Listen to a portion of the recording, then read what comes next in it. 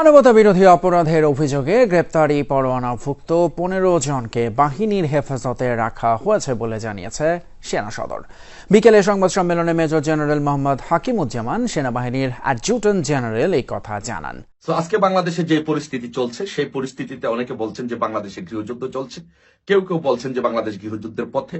সম্মানিত দর্শক, নতুন একটি নিউজে আপনাকে স্বাগতম। আজকে দিনে বাংলাদেশের রাজনৈতিক সর্বশেষ যে পরিস্থিতির তৈরি হয়েছে তারই আলোকে খুবই গুরুত্বপূর্ণ কিছু ভিডিও নিয়ে আপনাদের সামনে হাজির হয়েছি, যার কিছুটা অংশ ইতিপূর্বেই আপনারা ভিডিওর শুরুতে দেখতে পেয়েছেন এবং বুঝতে পেরেছেন আজকের ভিডিওটি কতটা গুরুত্বপূর্ণ হতে যাচ্ছে। তাই আজকের ভিডিওটি দেখলে বাংলাদেশের রাজনৈতিক সর্বশেষ পরিস্থিতি সম্পর্কে খুবই গুরুত্বপূর্ণ কিছু তথ্য পেয়ে যাবেন। ধৈর্য ধরে সম্পূর্ণ ভিডিওটি দেখার অনুরোধ রইল। তার আগে ছোট করে একটি অনুরোধ, আপনারা যদি এই ধরনের আপডেট নিউজগুলো সবার আগে পেতে চান অবশ্যই চ্যানেলটি সাবস্ক্রাইব করে বেল আইকনটি অল করে দিবেন। ইতিপূর্বেই যারা সাবস্ক্রাইব করেছেন তাদেরকে অসংখ্য ধন্যবাদ। চলুন দর্শক, একটি লাইক দিয়ে একে একে সেই ভিডিওগুলো দেখে আসি। মানবতা বিরোধী অপরাধের অভিযোগে গ্রেপ্তারি পরোয়ানাভুক্ত 15 জনকে বাহিনীর হেফাজতে রাখা হয়েছে বলে জানিয়েছে সেনা সদর।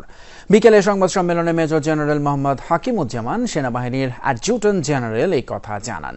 এর আগে সাবেক এবং বর্তমান 25 জন সেনা কর্মকর্তার বিরুদ্ধে গ্রেপ্তারি পরোয়ানা জারি করে আন্তর্জাতিক অপরাধ ট্রাইব্যুনাল, যাদের মধ্যে 9 জন অবসরপ্রাপ্ত, বাকি 16 জনের মধ্যে 1 জন নিখোঁজ।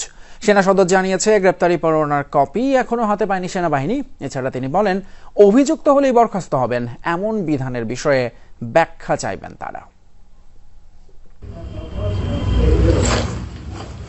গুমের 2 মামলা এবং 5 আগস্ট রামপুরায় শিক্ষার্থীদের উপর হামলার ঘটনায় সাবেক প্রধানমন্ত্রী শেখ হাসিনা, সাবেক স্বরাষ্ট্রমন্ত্রী, সাবেক পুলিশ কর্মকর্তা বেনজির সহ 30 আসামির বিরুদ্ধে গেল 8 অক্টোবর গ্রেফতারি পরোয়ানা জারি করেন আন্তর্জাতিক অপরাধ ট্রাইব্যুনাল।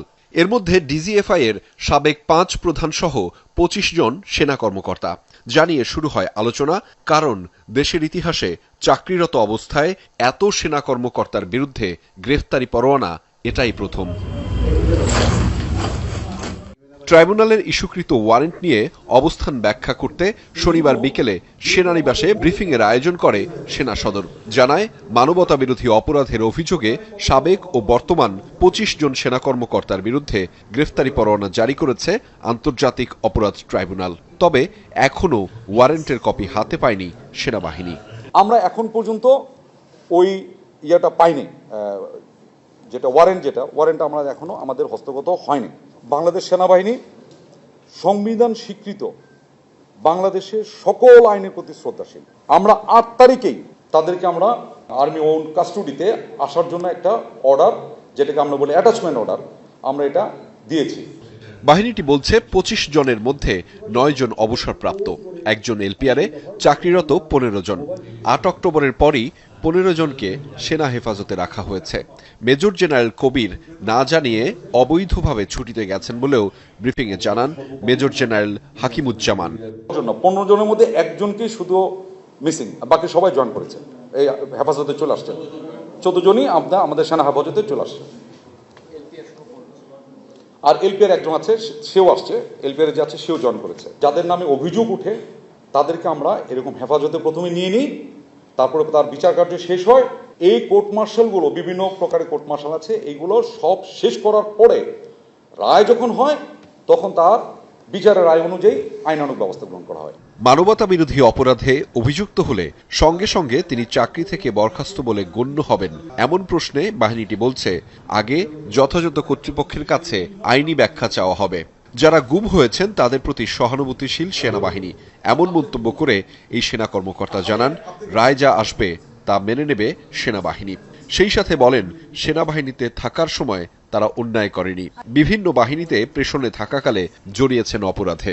এবং এটা আমরা চাবো অ্যাপ্রোপ্রিয়েট অথরিটির কাছে যে তোমরা যে ডেল্টা বললা is disqualified to hold from holding any public office. এটাকে for arm forces, specially for army যদি বলি, নেভি অফ সেম, তার জন্য এটা কিভাবে এক্সিকিউট করা হবে এটা তোমরা আমাদেরকে একটু ব্যাখ্যা করো।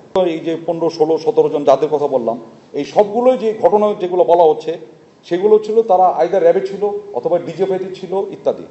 22 অক্টোবর হেফাজতে থাকাদের ট্রাইব্যুনালে হস্তান্তর করা হবে কিনা এমন প্রশ্নে সেনাবাহিনী বলছে, ট্রাইব্যুনালের আইনগত ব্যাখ্যা পাওয়ার পর আইনগতভাবে হবে ব্যবস্থা। এই আইসিটি ডেফিনেটলি আমাদের জন্য অবশ্যই এটার জন্য আমাদের জন্য অবশ্যই মরাল এফেক্টে অবশ্যই করে, এটা অস্বীকার করবো কেন। হচ্ছে বাংলাদেশ আর্মি জাস্টিসের পক্ষে, যেটা জাস্টিস হবে সেটার পক্ষে আমরা থাকবো। ইনসাফ, নো কম্প্রোমাইজ উইথ ইনসাফ। ফেব্রুয়ারির নির্বাচনে মাঠ পর্যায়ে সেনাবাহিনী আরও 3 থেকে 4 ভাগ বাড়ানো হবে বলেও জানানো হয়েছে সেনা সদরের এই ব্রিফিংয়ে। ডিপ্লয়মেন্ট এখন যা আছে তার থেকে বহুল অংশে বৃদ্ধি পাবে, maybe 3 times 4 times. Ahmed Reza, Jamuna news, Dhaka. আসসালামু আলাইকুম। পৃথিবীর যে প্রান্ত থেকে দেখছেন এবং শুনছেন সবাইকে শুভেচ্ছা জানাচ্ছি। সো আজকে বাংলাদেশে যে পরিস্থিতি চলছে সেই পরিস্থিতিতে অনেকে বলছেন যে বাংলাদেশে গৃহযুদ্ধ চলছে, কেউ বলছেন যে বাংলাদেশ গৃহযুদ্ধের পথে, কেউ বলছে যে এই মুহূর্তে সরকার মুক্তিযুদ্ধের, এই মুহূর্তে দরকার মুক্তিযুদ্ধের পক্ষে সেনাবাহিনীর সরকার। বিভিন্ন জন বিভিন্ন স্লোগান দিচ্ছে, কেউ বলছে এই মুহূর্তে দরকার শেখ হাসিনার সরকার। সো অনেকে যে আশঙ্কাটা করছে বাংলাদেশে কি আসলে গৃহযুদ্ধ চলছে, আসুন আমরা একটু দেখি, বিশ্লেষণ করি যে বাংলাদেশে গৃহযুদ্ধ চলছে কিনা বা গৃহযুদ্ধের পথে কিনা। গৃহযুদ্ধের সংজ্ঞা কি আসলে আমরা প্রথম সেটি দেখি, তারপরে এখান থেকে আমরা বলতে পারবো। এই যে দেখেন গৃহযুদ্ধের সংজ্ঞায় কি বলা হচ্ছে।